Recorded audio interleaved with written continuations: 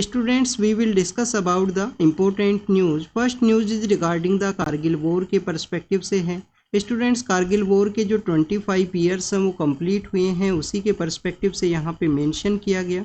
26 जुलाई 1919 का वो समय है जब हमारी डिफेंस फोर्सेज के द्वारा जो हाई माउंटेन एरियाज़ हैं उनको फिर से रीगेन किया गया था 26 जुलाई 1919 के समय में। तो आप देखिए कि जो 26 जुलाई का जो डे है हमारी कंट्री के अंदर में कारगिल विजय दिवस के रूप से इसको सेलिब्रेट किया जाता है। कारगिल वॉर के दौरान में हमारी जो डिफेंस फोर्सेज है उनके द्वारा ऑपरेशन विजय है उसको लॉन्च किया गया था, और ऑपरेशन विजय के थ्रू ही आपको जो हाई माउंटेन एरियाज़ है उनका फिर से जो रीगेन है वो देखने के लिए मिलता है। Students, after the Kargil war के बाद में कारगिल रिव्यू कमेटी है उसको कॉन्स्टिट्यूट किया गया। हमारे जो इंटरनेशनल अफेयर के एक एनालिस्ट हुआ करते थे के सुब्रमण्यम सर हैं, उनका लीडरशिप के अंदर में कारगिल रिव्यू कमेटी है वो आपको देखने के लिए मिलेगा। आप देखिए कि कारगिल रिव्यू कमेटी के द्वारा काफ़ी सारे जो रिफॉर्म्स हैं उनको सजेस्ट किया गया था, जैसे कि जो CDS है उसके अपॉइंटमेंट के बारे में भी जो डिस्कशन है वो देखने के लिए मिलता है। नेशनल सिक्योरिटी स्ट्रेटजी होना चाहिए कंट्री का, उसके बारे में भी जो मेंशन है आपको कारगिल रिव्यू कमेटी जो के सुब्रमण्यम सर का लीडरशिप के अंदर में है उसके पर्सपेक्टिव से देखने के लिए मिलेगा। अगर हम बात करें नेक्स्ट न्यूज़ के बारे में तो पेरिस के जो ओलंपिक्स है उसके पर्सपेक्टिव से है। स्टूडेंट्स, 1896 के समय आपको जो फर्स्ट टाइम ओलंपिक गेम्स है वो देखने के लिए मिलते हैं। कहाँ पे ऑर्गेनाइज हुए थे? ग्रीस के अंदर एक जगह है एथेंस, वहाँ पे आपको 1896 के समय फर्स्ट टाइम जो ओलंपिक गेम्स हैं, समर के जो ओलंपिक गेम्स हैं वो आपको देखने के लिए मिलते हैं। अब आप देखिए कि 2024 का ये ईयर है जहाँ पे पेरिस के अंदर जो ओलंपिक गेम्स हैं उनको ऑर्गेनाइज किया जाएगा। तो क्या स्टूडेंट्स 1896 से लेकर 2024 तक यहाँ पे जो कंटिन्यूअस ओलंपिक गेम्स को ऑर्गेनाइज किया गया है, या जो कुछ ईयर आपको ओलंपिक गेम्स का जो ऑर्गेनाइजेशन है वो नहीं देखने के लिए मिलेगा? आप देखिए कि वर्ल्ड वॉर फर्स्ट के समय 1916 के समय में आपको जो ओलंपिक गेम्स हैं उनको नहीं ऑर्गेनाइज किया गया उस समय में। इसके अलावा वर्ल्ड वॉर सेकेंड के दौरान में 1940 के समय भी जो ओलंपिक गेम्स हैं उनको नहीं ऑर्गेनाइज किया गया, और 1945 के समय भी जो ओलंपिक गेम्स हैं उनका जो ऑर्गेनाइजेशन है आपको नहीं देखने के लिए मिलेगा। आप देखिए कि कोविड-19 का जब आउटब्रेक हुआ था, कोविड-19 के आउटब्रेक की वजह से 2020 के जो ओलंपिक गेम्स है वो कहाँ पे ऑर्गेनाइज होने वाले थे? टोक्यो के अंदर में, बट वहाँ पे जो ओलंपिक गेम्स उनको डिले किया गया। फिर लेटर फेज के अंदर में आप देखिए कि 2021 के समय उनका जो ऑर्गेनाइजेशन है वो आपको देखने के लिए मिलेगा। अगर हम ओलंपिक गेम्स के पर्सपेक्टिव से डिस्कस करें तो क्या किसी इंडियन इंडिविजुअल पर्सन के द्वारा ओलंपिक गेम्स के अंदर में जो गोल्ड मेडल है उसको जीता गया है? तो आप देखिए कि 2008 के समय में जो अभिनव बिंद्रा हैं वो हुआ करते थे, शूटर हैं, उनके द्वारा शूटिंग के अंदर में 2008 के जो ओलंपिक गेम्स है कहाँ पे ऑर्गेनाइज हुए थे? बीजिंग के अंदर में, चाइना के वहाँ पे।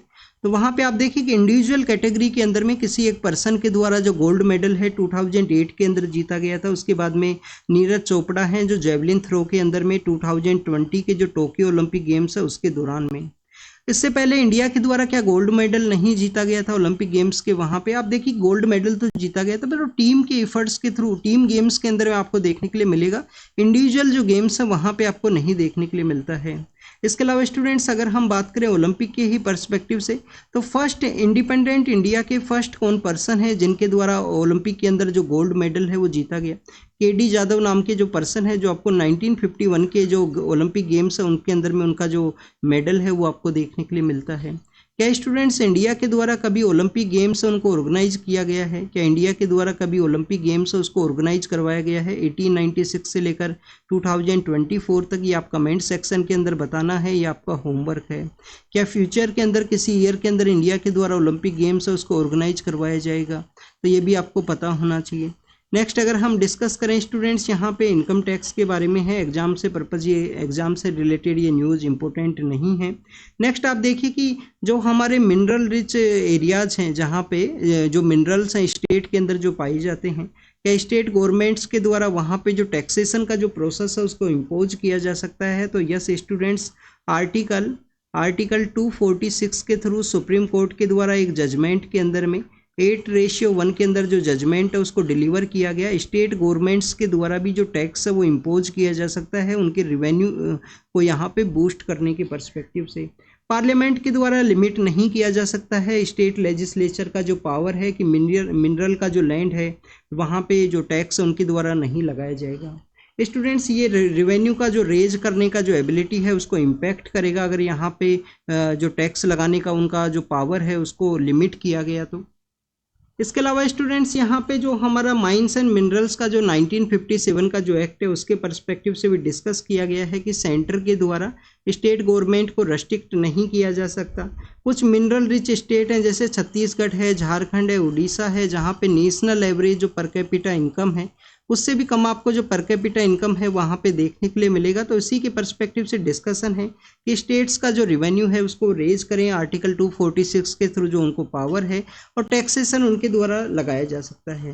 कभी कभी स्टेट गवर्नमेंट्स के द्वारा जो रॉयल्टी है वो भी रिसीव किया जाता है। किसी पर्सन के द्वारा अगर कहीं पे माइनिंग किया जाएगा तो वहाँ पे रॉयल्टी है उसका कलेक्शन आपको देखने के लिए मिलेगा। तो आप देखिए कि जो रॉयल्टी है जो माइनिंग होल्डर के द्वारा दिया जाता है स्टेट गवर्नमेंट को या लोकल अथॉरिटीज़ को, उसको जो टैक्स का जो पार्ट है वो नहीं माना गया, उसको जो टैक्स का जो पार्ट है वो नहीं माना गया है। इसके अलावा स्टूडेंट्स अगर हम किसी लैंड एंड बिल्डिंग के पर्सपेक्टिव से डिस्कस करें तो लैंड और बिल्डिंग के ऊपर जो टैक्सेशन का जो कॉन्सेप्ट है, लैंड और जो बिल्डिंग है उसके ऊपर जो टैक्सेशन का जो कॉन्सेप्ट है वो आपको किसके अंडर में देखने के लिए मिलता है, स्टेट लिस्ट के अंदर में आपको देखने के लिए मिलेगा। तो आप देखिए कि स्टेट लिस्ट के अंदर में अगर कोई मिनरल कोई ज़मीन है जहाँ पे मिनरल पाया जाता है तो मिनरल बियरिंग जो लैंड है उसके ऊपर भी अगर टैक्सेशन लगाना है तो स्टेट को यहाँ पे पावर दिया गया है। 8:1 के अंदर में सुप्रीम कोर्ट के द्वारा इस जजमेंट को डिलीवर किया गया। बीवी जो नागरत्ना मैम है जो कि हमारा future female chief justice of India बन सकते हैं, उनके द्वारा बेसिकली इसके अंदर जो डिसेंट है वो दिया गया है इस जजमेंट के अंदर में। नेक्स्ट अगर हम बात करें पुणे के पर्सपेक्टिव से मेंशन किया गया, पुणे के अंदर एक रिवर फ्लो किया करता है जिसको कि मुठा रिवर के नाम से जाना करते हैं। तो उस रिवर के ओवरफ्लो को यहाँ पे शो किया गया है।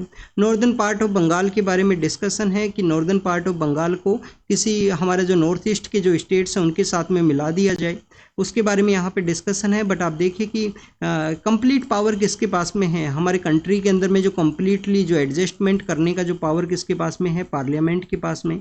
पार्लियामेंट के द्वारा जब भी जो भी परम्यूटेशन एंड कॉम्बिनेशन है कि दो स्टेट के किसी लैंड को इसके अंदर मर्ज किया गया या दोनों स्टेट्स का जो लैंड है उसको अलग कर दिया गया, किसी एक स्टेट का जो लैंड है उसको सेपरेट यूनियन टेरिटरी या किसी के रूप से रिकॉग्नाइज किया गया, तो आप देखिए कि जो कंप्लीट पावर है वो पार्लियामेंट के हैंड के अंदर आपको देखने के लिए मिलेगा।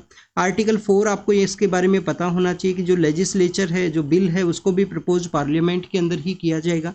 जो स्टेट लेजिस्लेचर है जो अफेक्ट होने वाला है उस बिल से, उसको भी जो बिल है वो सेंड किया जाता है। पर जो कंप्लीट पावर है वो आपको पार्लियामेंट के पास में देखने के लिए मिलता है यहाँ पे इंटरनल जो रीएडजस्टमेंट है उसके पर्सपेक्टिव से, क्योंकि स्टेट गवर्नमेंट्स को जो सोर्निटी है वो नहीं दिया गया है, सोर्निटी नहीं है स्टेट्स का यहाँ पे इंडिया के अंदर में। नीति आयोग का एक मीटिंग के बारे में है, आप देखिए कि कोऑपरेशन एंड कोऑर्डिनेशन के पर्सपेक्टिव से इनको स्टार्ट किया गया था कि हमारा जो कोऑपरेशन फेडरलिज्म है उसको बूस्ट किया जा सकती है। बट आप देखिए कि नीति आयोग का मीटिंग के अंदर में अपोजिशन का जो पार्टीज हैं जिनके सीएम्स हैं, जहाँ पे स्टेट गवर्नमेंट्स के स्टेट के अंदर गवर्नमेंट्स हैं, उनके द्वारा जो नीति आयोग का मीटिंग है उसको नहीं अटेंड किया जाएगा। नीति आयोग को अर्लियर फेज के अंदर में किस नाम से जाना करते थे, किस इंस्टीट्यूशन को रिप्लेस किया गया नीति आयोग के द्वारा, प्लानिंग कमीशन को। 2015 के समय में आपको जो नीति आयोग है उसका इस्टेब्लिशमेंट देखने के लिए मिलता है। नीति आयोग को किसके द्वारा हेड किया जाता है, क्या पीएम सर के द्वारा हेड किया जाता है या उसके जो सीईओ हैं उनके द्वारा हेड किया जाएगा, ये आपको ज़रूर से पता होना चाहिए। नेक्स्ट अगर हम बात करें कृष्णा राजा सागर डैम के बारे में है, आप देखिए कि कावेरी रिवर है उसके ऊपर ये बना हुआ है, इसके अंदर में जो वाटर है उसको रिलीज किया गया है कावेरी रिवर के अंदर में ओवरफ्लो होने की वजह से। तो कृष्णा राजा सागर डैम के बारे में है, बट इसमें जो वाटर को रिलीज़ किया गया तो नियर बाई डिस्ट्रिक्ट्स हैं जैसे कि मांड्या डिस्ट्रिक्ट है, वहाँ पे जो लो एरियाज़ हैं उसमें लोगों को एडवाइजरी है वो जारी किया गया, कुछ पर्सनस को रेस्क्यू भी किया गया है वहाँ से कि फ्लड लाइक जो सिचुएशन है वो क्रिएट हो सकता है टू मच वाटर रिलीज करने की वजह से। नेक्स्ट अगर हम बात करें जो पॉलिटिक्स है, आप देखिए कि जियो पॉलिटिकल क्या यहाँ पे जो चेंजेस हैं वो देखने के लिए मिले इंडिया और रशिया का जो एनुअल समिट ऑर्गेनाइज हुआ उसके पर्सपेक्टिव से। और स्टूडेंट जियो पॉलिटिक्स के साथ साथ जियो इकोनॉमिक्स का जो इम्पोर्टेंस है उसके बारे में भी यहाँ पे मेंशन किया गया है सुहासिनी हैदर मैम के द्वारा। अगर हम बात करें इंडिया रशिया जो एनुअल डिप्लोमेटिक समिट है उसको ऑर्गेनाइज किया गया, पीएम सर का ये थर्ड टेन्योर है, थर्ड टेन्योर के अंदर फर्स्ट जो बाइलेटरल मीटिंग है उनके द्वारा रशिया के थ्रू यहाँ पे कैरी किया गया है। आप देखिए कि इंडिया के द्वारा बेसिकली इस जो यहाँ पे जो डिप्लोमेटिक विजिट है इसको बताया गया है फ्रीडम ऑफ चॉइस कि इंडिया यहाँ पे इंडिपेंडेंट के समय ही इंडिया, आप देखिए कि नेम का जो मेंबर है वो हुआ करता था। नेम को इनिशिएट इंडिया के द्वारा किया गया था। नॉन अलाइनमेंट मूवमेंट है, जब वर्ल्ड 2 ब्लॉक्स के अंदर में डिवाइड था, तो आपको नेम का जो कॉन्सेप्ट है इंडिया के थ्रू आपको देखने के लिए मिलेगा। तो आप देखिए कि फ्रीडम ऑफ चॉइस जिसको कि मेंशन किया गया है इंडिया के द्वारा, जो वेस्टर्न पावर कंट्रीज के द्वारा कंसर्न्स को रेज किया गया है। इंडिया का ये जो डिप्लोमेटिक मीटिंग है, एनुअल जो डिप्लोमेटिक समिट है, उसको देखते हुए उनके द्वारा कुछ उसका क्रिटिसिज्म है वो कैरी किया गया। तो इंडिया का फ्रीडम ऑफ चॉइस का जो स्टेटमेंट है वो आपको देखने के लिए मिलेगा। स्टूडेंट्स, अगर हम बात करें, आप देखिए कि इंडिया के द्वारा उस मीटिंग के दौरान में जो वॉर है इस एरा के समय में इम्पोर्टेंट नहीं है। ये जो एरा है वो लड़ाई का जो समय है वो नहीं है। कोई भी डिफरेंसेस है उसको नेगोशिएट कीजिए, टेबल के ऊपर आप बैठिए। इस तरीके से इंडिया के द्वारा भी अपने जो यहाँ पे एक स्टेटमेंट्स हैं उनको रिलीज किया गया था उसी मीटिंग के दौरान में, इंडियन जो पॉलिटिकल लीडर्स हैं उनके द्वारा।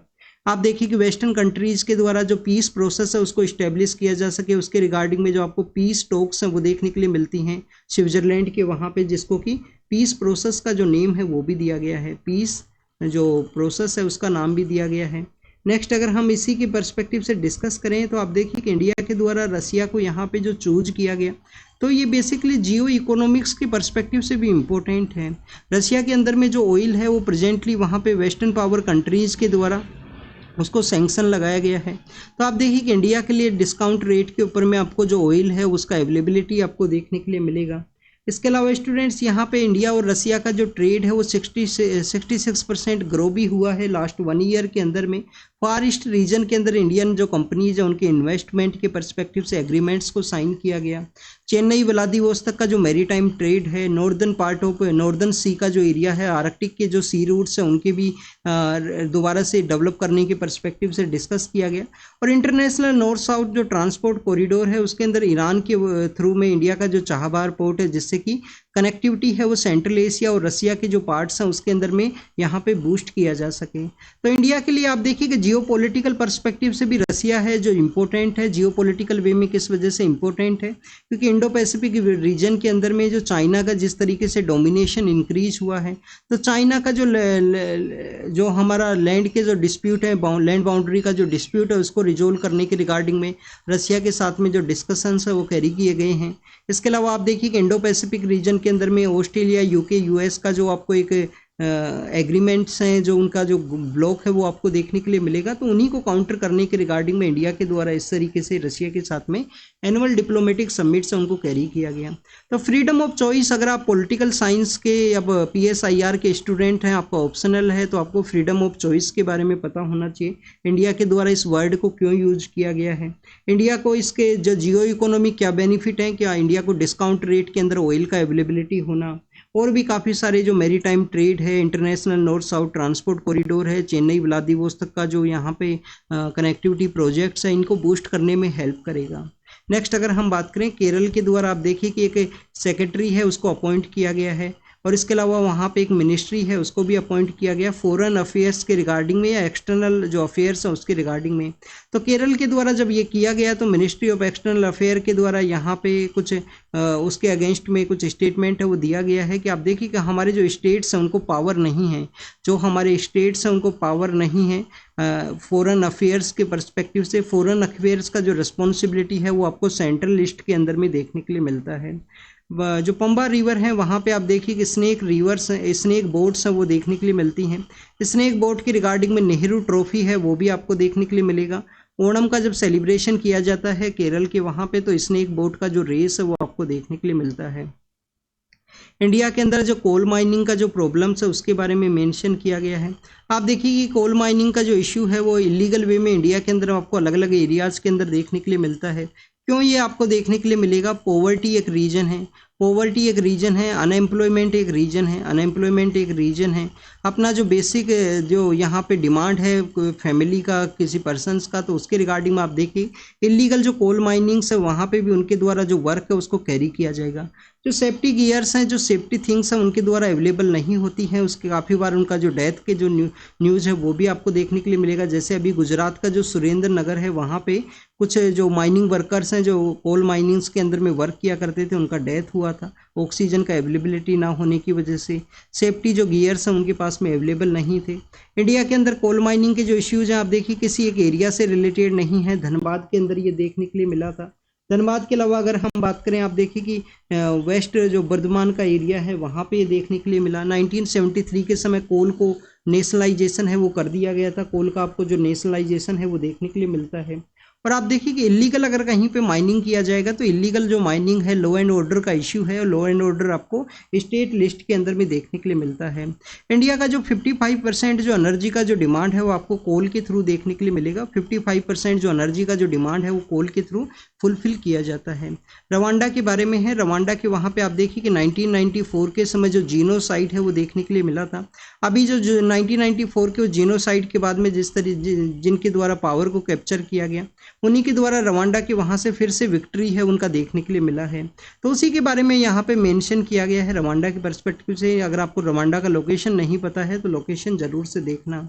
स्टूडेंट्स, आसियान का मीटिंग हुआ है। आसियान का जो मीटिंग है उसके अंदर में आप देखिए कि हमारे जो मिनिस्टर ऑफ एक्सटर्नल अफेयर हैं उनके द्वारा जो लाइन ऑफ एक्चुअल कंट्रोल के वहाँ पे जो स्टैंड ऑफ का जो सिचुएशन है उसको रिजोल्व करने के पर्सपेक्टिव से डिस्कस किया गया है। सीडीएस सर के द्वारा ट्राई सर्विस के अंदर जो रिफॉर्म्स है उसके बारे में मेंशन किया गया। स्टूडेंट, सीडीएस का जो पोस्ट है आप देखिए कि साकेतकर कमेटी है, कारगिल रिव्यू कमेटी है, उनके द्वारा सजेस्ट किया गया था। जनरल बिपिन रावत है जो हमारे फर्स्ट सीडीएस हुआ करते थे, अब जो अनिल चौहान सर हैं वो हमारे सेकेंड सीडीएस हैं। नेक्स्ट अगर हम डिस्कस करें स्टूडेंट्स यहाँ पे जो स्किल लोन के रिगार्डिंग में है तो आप देखिए कि स्किल लोन को यहाँ पे लॉन्च किया गया। इंडियन बैंकिंग एसोसिएशन है उनके साथ में मिलके कि स्किल सेक्टर के अंदर जो लोन्स है उसको किस तरीके से अवेलेबल करवाया जाएगा ministry of micro small and medium enterprise के द्वारा। राष्ट्रपति भवन के 2 स्पेशल एरियाज है जिसको कि यहाँ पे रीनेम किया गया है उसके बारे में मेंशन है।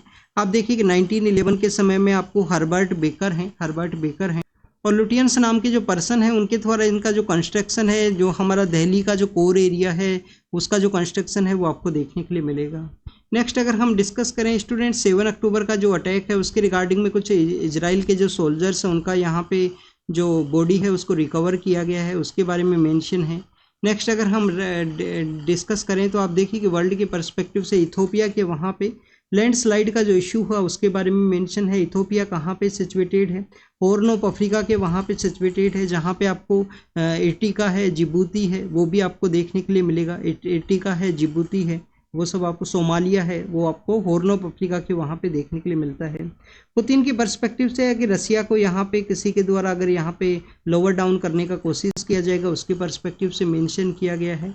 और जर्मनी के वहाँ पे जो क्लाइमेट रिलेटेड प्रोटेस्ट की वजह से कुछ फ्लाइट्स हैं उनको कैंसिल करना पड़ा।